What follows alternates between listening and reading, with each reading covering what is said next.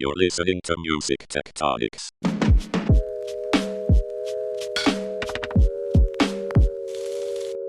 Hey everybody, and welcome back to Music Tectonics. I'm your host for this episode, Tristra Newyear Yeagar, Chief Strategy Officer at Rock Paper Scissors, the music innovation PR firm. Today we are speaking with Sarah Landy, who is the Senior Vice President Americas at FUGA, the music distribution and technology company. Sarah's experience in the music business spans more than 20 years across business development, marketing, and A&R, so all the fun stuff. In 2014, Sarah was the first hire for AWOL in the U.S., overseeing the artist development team and driving A&R. Prior to joining FUGA, Sarah was vice president of Lowly, the independent record label.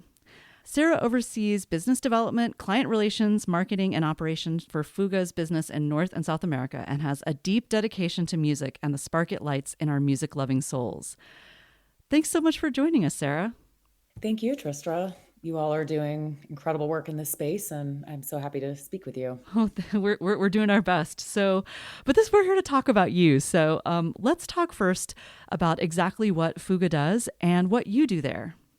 Sure thing. FUGA, well, let me just start by saying FUGA is a brilliant force of people working with the mission of providing forward-thinking distribution and tech and global marketing services for companies out there working to serve artists. And our time in the business goes back to 2006 when the company was founded in Amsterdam. And then in 2020, we became a part of the Downtown Music fold. And we're in over 17 locations across the map. And I started up specifically in my role just in the late summer 2022.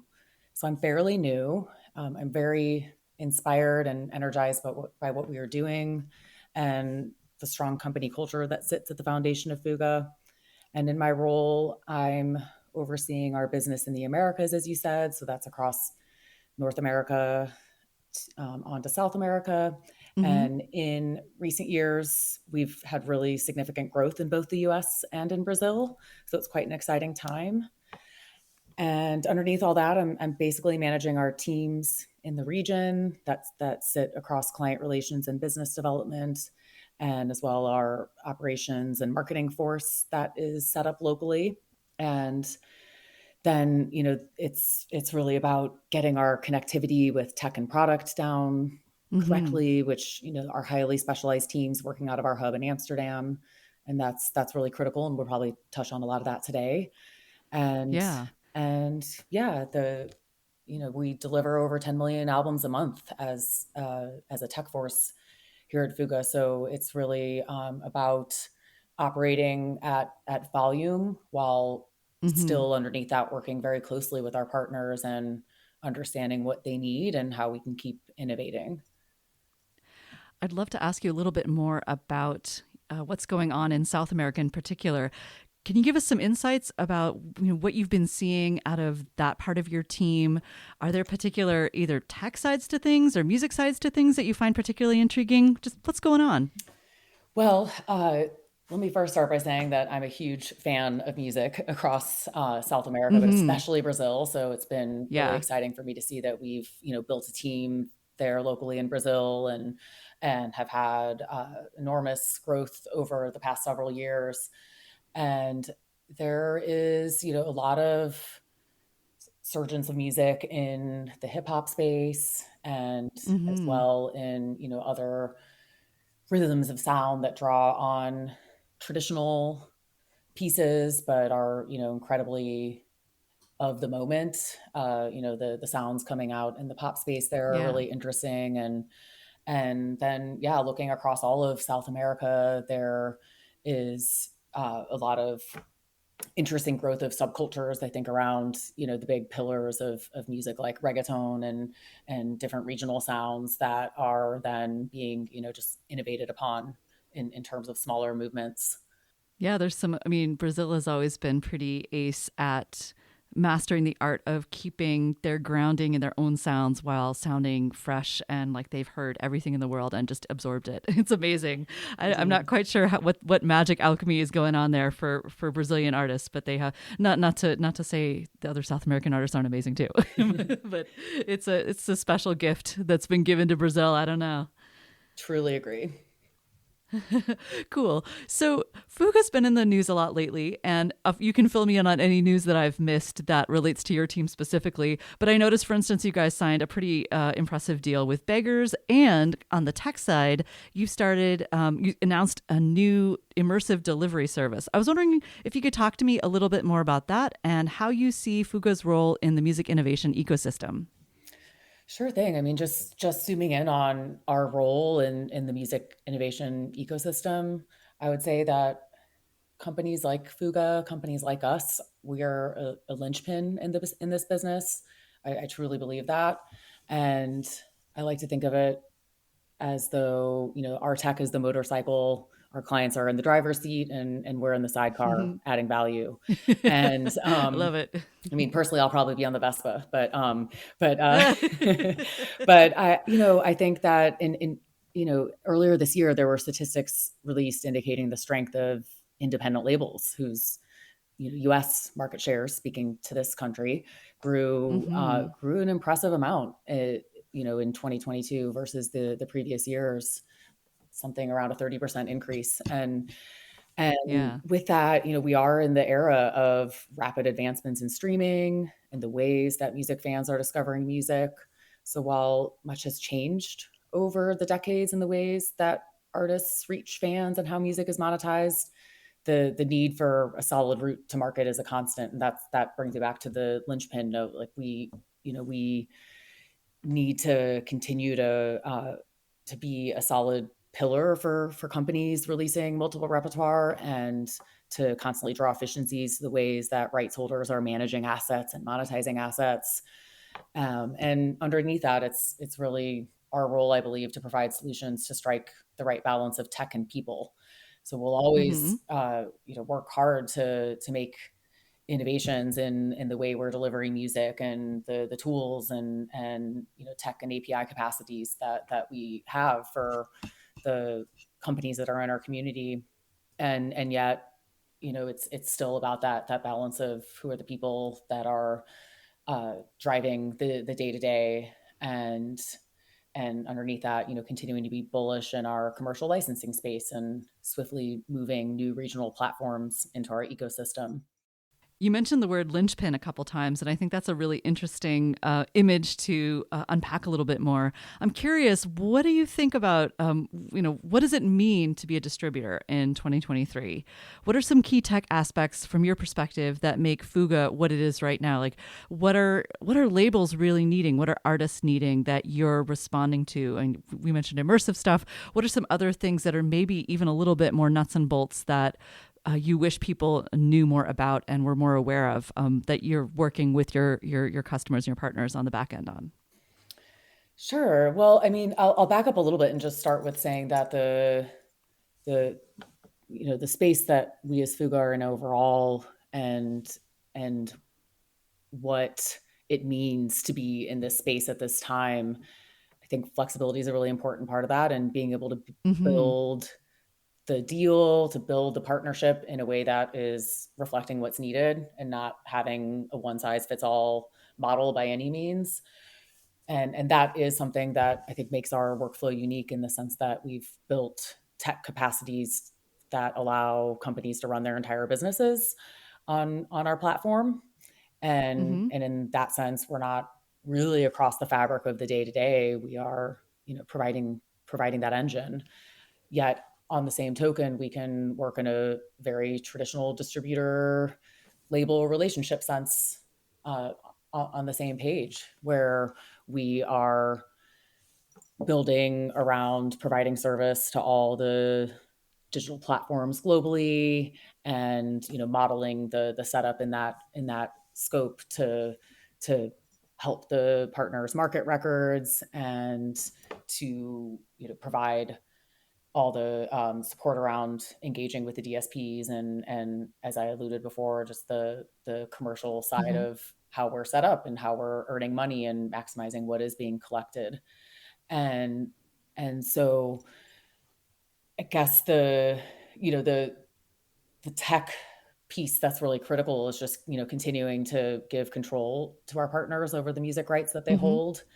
And so there's a lot of work and I think philosophy that's gone into the way that our dashboards and the platform itself is built in a way that there's minimum back and forth operational tentacles that need to be a part of the wheel. It's really about building in a way that makes it really easy for our partners to set up releases and to get their music out to the widest audience possible, with least amount of friction, and being a part of that space that's allowing the independent music sector to really grow and flourish.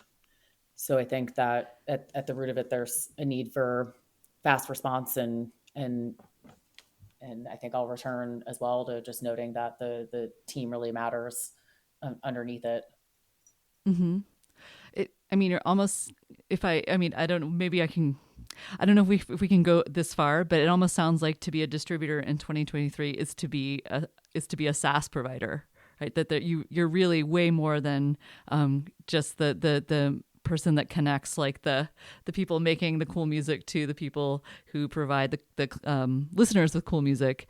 You're creating this whole like tech environment between that lets people do all sorts of things that were that would have been challenging to pull off before, like really quick releases, or maybe setting up certain kinds of promotional things, or seeing enough data to make business decisions, maybe market by market even.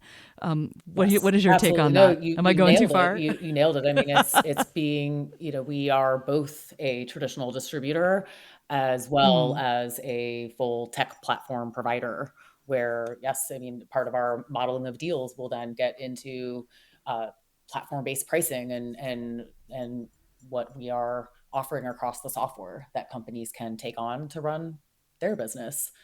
So it's that that the duality keeps us on our toes, and I think also, just makes us really uniquely positioned to serve as many partners as we can.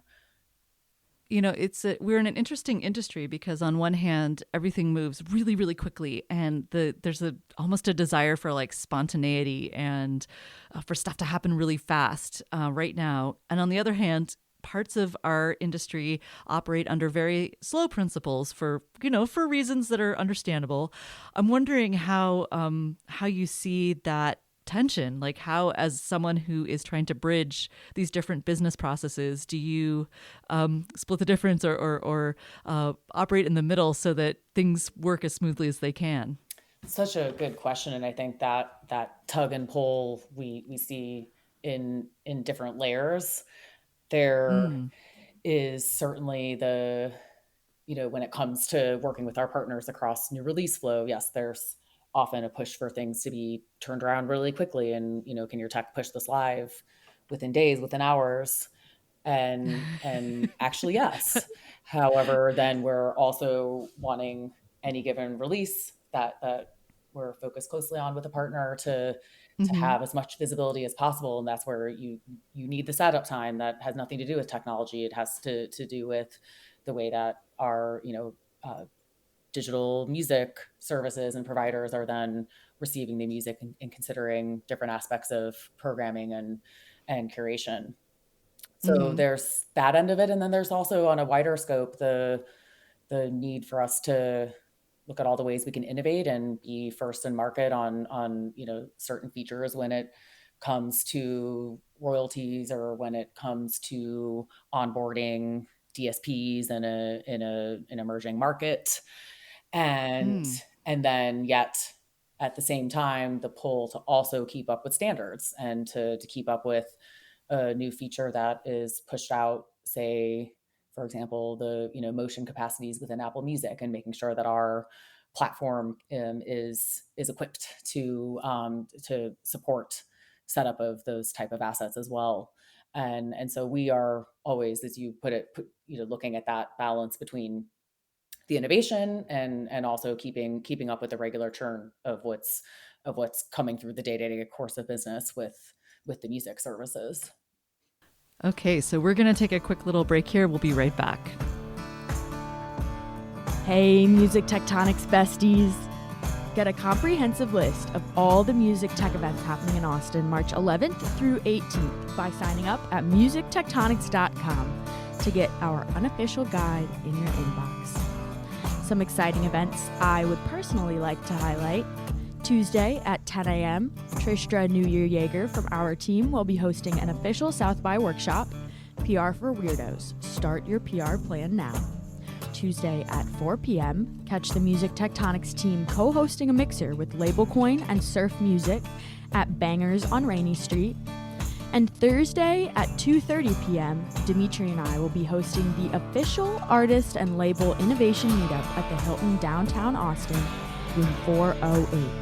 Mark your calendars now. I can't wait to see so many friends so soon. Don't forget to go to musictectonics.com to get the unofficial guide to music tech in Austin. Back to the episode. All right, now we get to have we kind of broke the ice here. We've gotten a great overview of FUGA and the distributor / tech provider space. Now we get to have some fun. I want to talk to you a little bit about data. I know maybe that doesn't seem fun, but that's fun for me. Data is totally fun. I thought you might be into this. Okay. So in both A&R and marketing, two areas where you have a lot of expertise, data rules right now. It's like on everyone's tongue, everyone's talking about it. I'm really curious, though, what some trends are that you're seeing and how data can translate into smart decisions. I mean, especially if you've noticed some things that might feel maybe a little counterintuitive or take a slightly different spin on things. And I'm thinking about data in terms of repertoire, artist marketing, or label operations. What are your thoughts? What are you seeing that is important in data right now? Well, lots of thoughts, and I would just say that as far as A&R and signings, there should be a healthy mix of the evaluation of artist growth and potential growth, along with the gut feeling. But we'll come back to that. I think it's really important to drill into the data that you can see with music that's already been released, or maybe similar music that's been released, as well as where is audience located, where is streaming taking hold, where is visual content being shared, and then getting a sense of the content pillars that an artist is bringing forward, and what sense there might be for striking cultural impact, for tapping into communities, and with that, I think it brings up this area of data that's more sentiment related, because I think it's about the music, but it's also about the sphere that the artist is within. And for us working in the business, I think it's important to look at that full picture and to see that fans are connecting to music more out of community and subculture than they are out of genre discovery. And there's data out there that pulls from, that pulls shared interests across artists and their fans. And we work with a few such insights platforms where you can drill into why fans like what they like. That amazing really allows for a deeper level of marketing strategy. And I guess for us, I jump over to the marketing strategy because we're not in the business of signing the artists. That the companies we work for, that we service as FUGA, are generally the entities that are curating and signing in repertoire, and then we're zooming in on these sentiments and shared interests as a part of what we're doing to add value to the marketing picture. And so I really think that it's about, from a marketing standpoint, it's about leaning into how the artist's interests can connect in spaces like internet culture, and how different pieces of conversation and broader topics are connecting back to artist presence in music. So it's so it's not just about usage data, it's about sort of the kind of maybe vaguely quantifiable and also qualitative relationships that an artist has to the bigger cultural conversation, or to scenes or clusters of people making cool things. Exactly. And I think I gave a lot of air to that space just because, of course, I think it would be a wide assumption that you can look on an artist's profile, if one exists on Spotify, and you can see there in the public data offering what the monthly listenership is, and what followers have come to the profile, and there are other, the accessible data platforms such as Chartmetric, where you can see not only data that you may be connected with, but also, as I would refer to it, competitive artist data, and you can get a snapshot of how a song or how an artist profile is growing based on the different metrics that are fed in there. But yeah, indeed, as you summarized, I think it's about all those usage data points, and then what you can also glean of where continued connection can be made, that is truly the connection that leads to repeat listening and buying tickets to a show, and really being a force of sharing that content beyond possibly hearing a song and being moved by it on a playlist.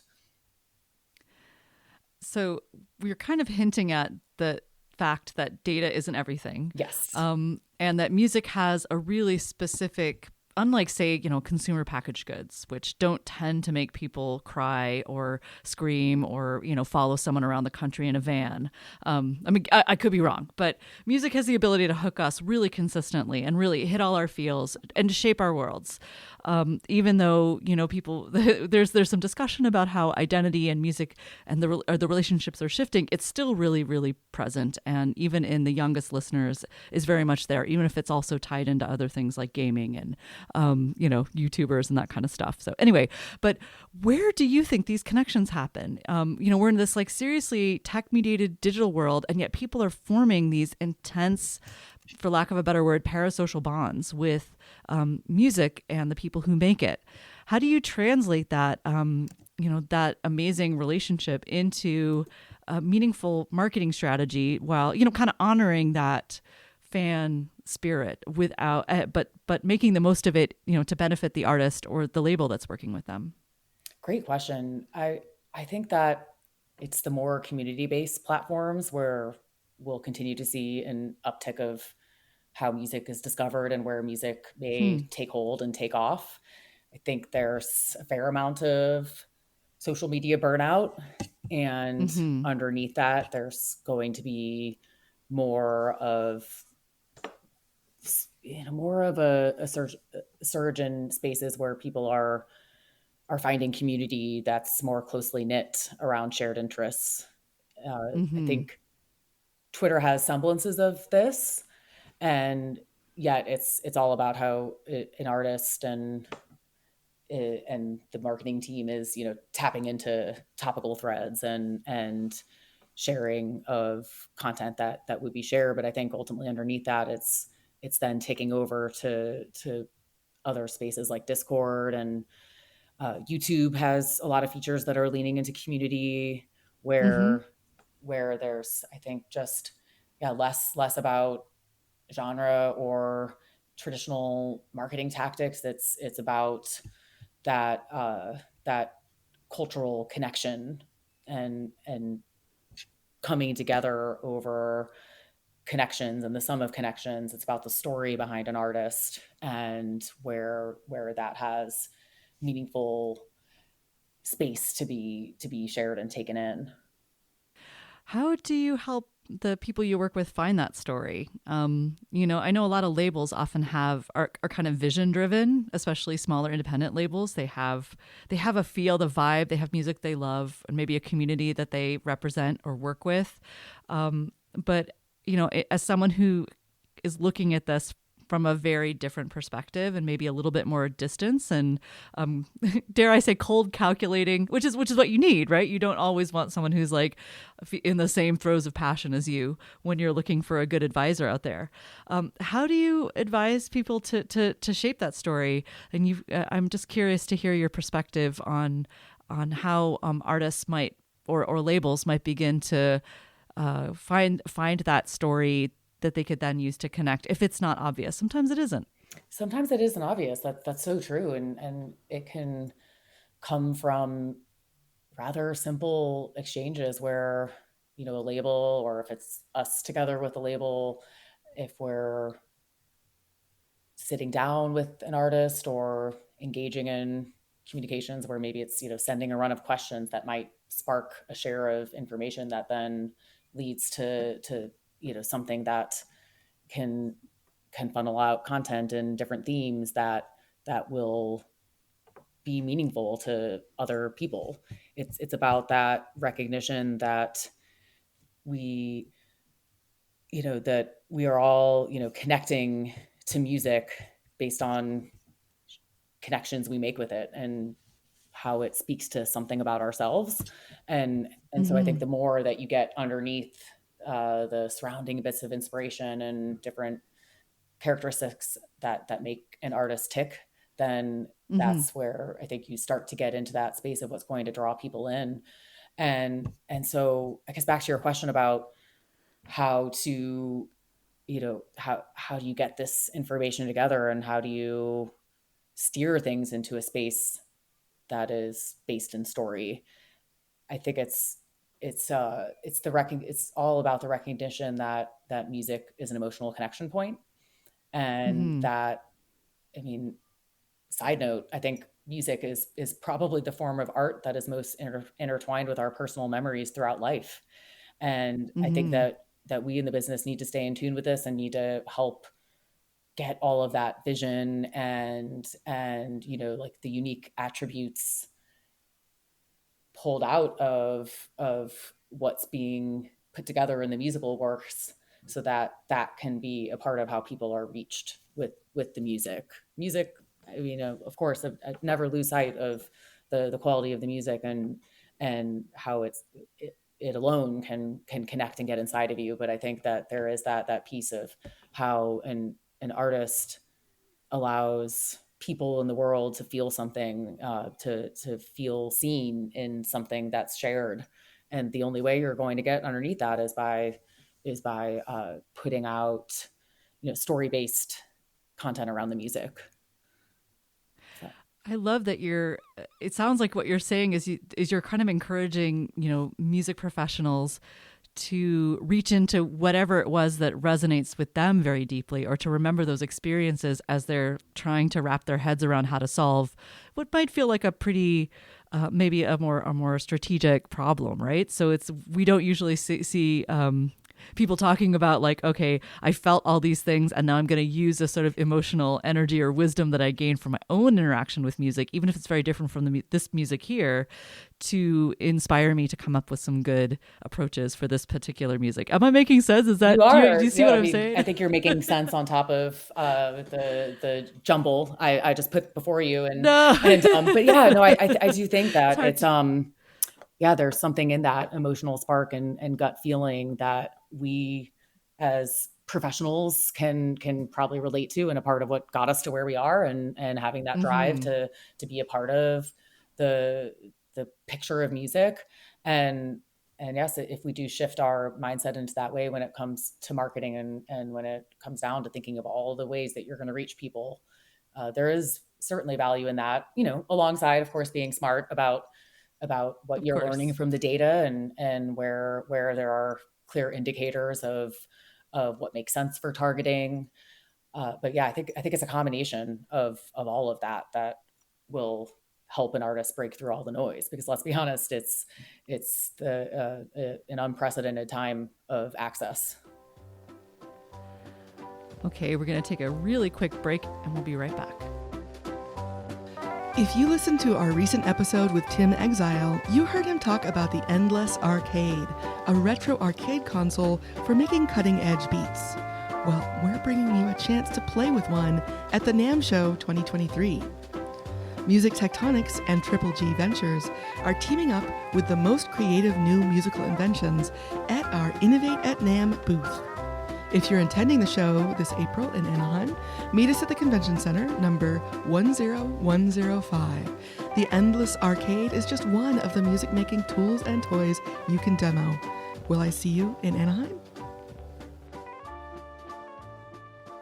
Okay, we are back. So we were talking a bit about that powerful emotional connection that many of us in the industry feel to music, and how in some ways we can draw on that as we are doing our jobs to do our jobs better. One interesting thing that came to mind while you were describing that, Sarah, was, I often see my younger colleagues or, youngsters that I get to hang around with, really, really excited about music that does nothing for me. But I can see how thrilled they are and how much it means to them and how deeply it moves them, or just gets them amped up and excited. And that's really fun too. So it's really, really cool to be able to watch fans be fans. And I think that spark is always recognizable. Well, most of the time is recognizable. I'm curious, as you work with all of these different releases and people making things and putting stuff out, how you're seeing fandom. What's fandom's future? How do you think artists and fans will relate?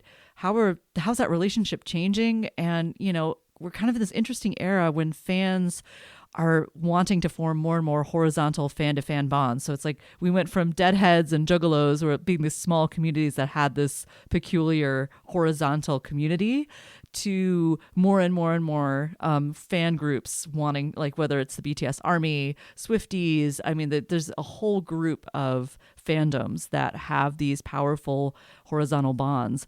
How do you see all this? What does it look like from your perspective? It's fascinating. I go back to community. I think the future of fandom is so intertwined in community. Fans want a connection to the artist, and alongside that to one another. And creating spaces where that can be deeply experienced is really key. And with data insights, with Web3 spaces, I think there are really exciting new ways that this can happen. And nurturing places where fans can connect and where the artist content and conversations can be woven into, fans also having an opportunity to come together under shared excitement, as you said, and shared interest in the artist that is creating that bond. And this gets into spaces like Discord and Reddit. I think Twitch will continue to be a big part of this. And then with that said, it is about creating content and how that is feeding out, in audiovisual spaces, be it TikTok or YouTube. And I think that, with that, there are, semblances of comments that come together and then funnel people into the smaller community spaces. But yeah, I think there's something really magical about the way that fandom is evolving and the way that pop culture is shifting. It's, as I said before, it's more about subculture than it's about genre.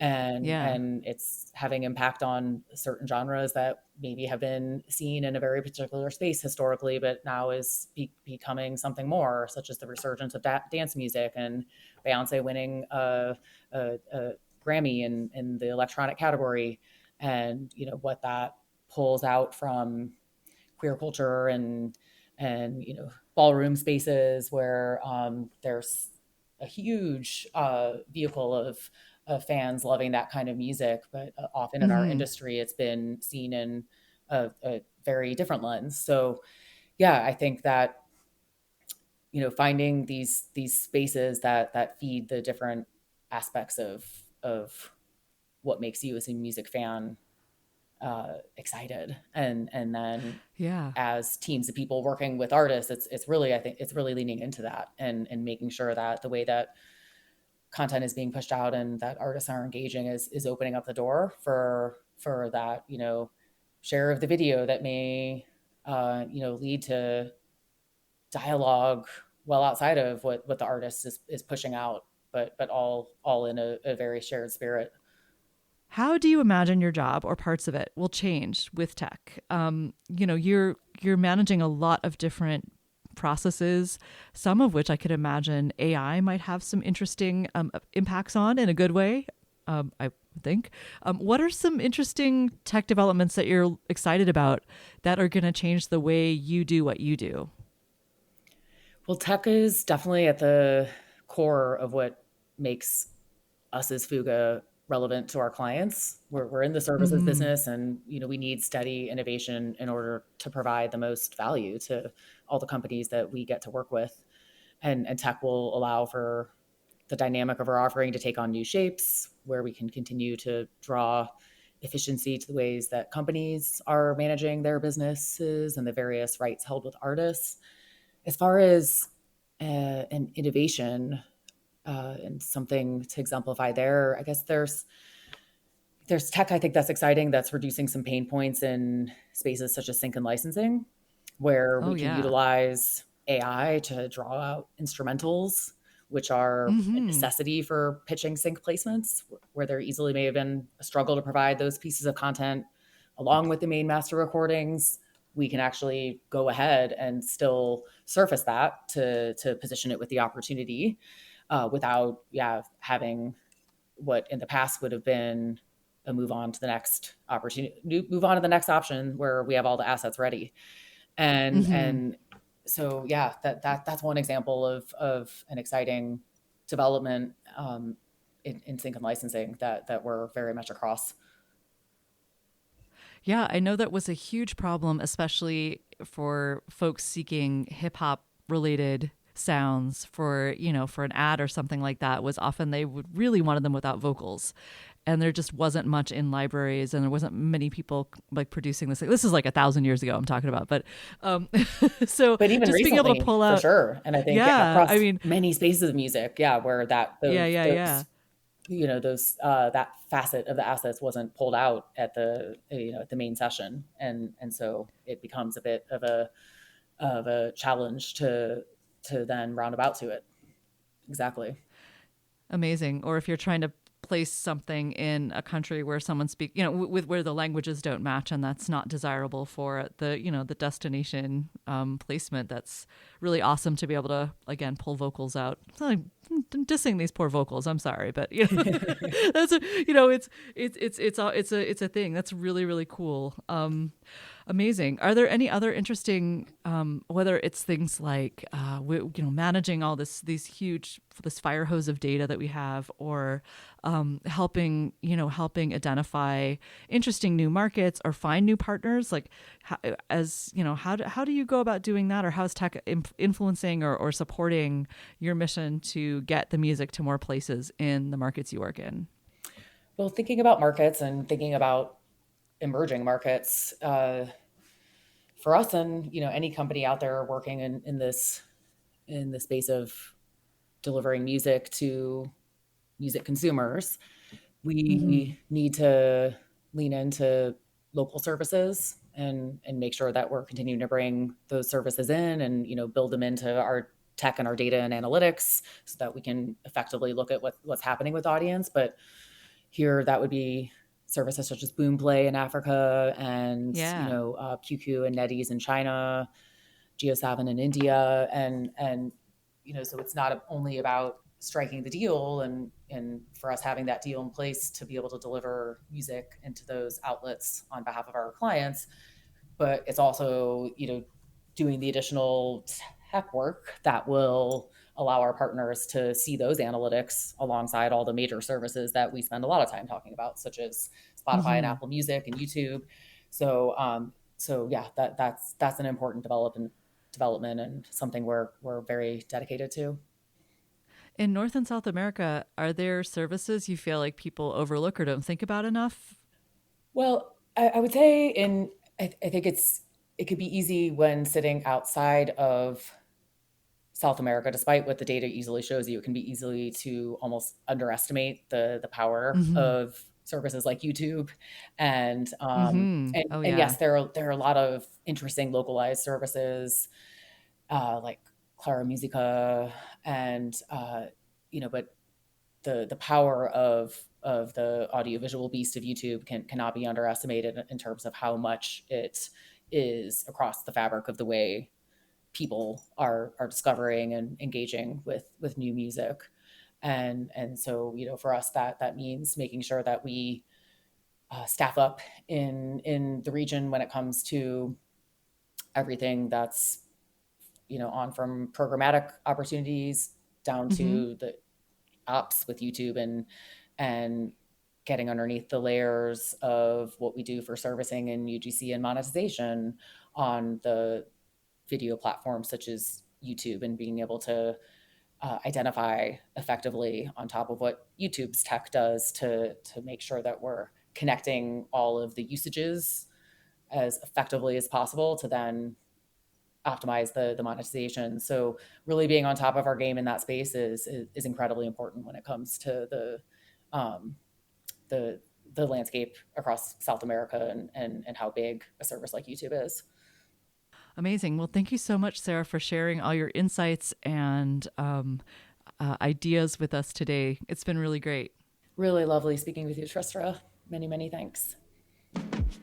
Thanks for listening to Music Tectonics. If you like what you hear, please subscribe on your favorite podcast app. We have new episodes for you every week. Did you know you can dig deeper into all our episodes with the show notes at musictectonics.com. While you're there, look for the latest about our annual conference, sign up for our newsletter to get updates, or get the Music Tectonics app for music tech news. Everything we do explores seismic shifts that shake up music and technology the way the Earth's tectonic plates cause quakes and make mountains. Connect with Music Tectonics on Twitter, Instagram, and Facebook, and find me, Dmitry Vitsa, if you can spell it, on LinkedIn. Bye-bye! You're listening to Music Tectonics.